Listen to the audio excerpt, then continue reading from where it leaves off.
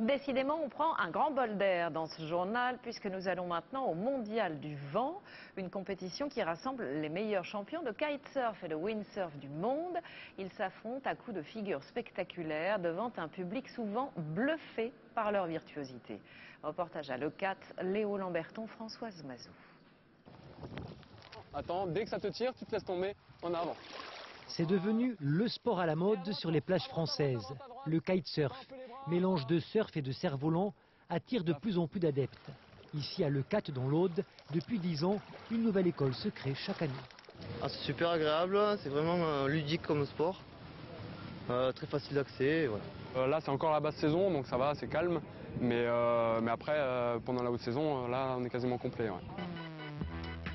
Leucate est aujourd'hui en France le paradis des amateurs de surf. Depuis 14 ans, en avril, les champions du monde entier se retrouvent ici. Un événement qui attire désormais 160 000 curieux. Et si les sports de glisse se décollent aussi bien, c'est parce qu'ils sont dans l'air du temps.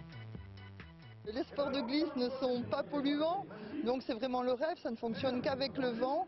C'est quelque chose de très écologique et de parfait pour l'environnement. Loin d'être du vent, le secteur est devenu prospère.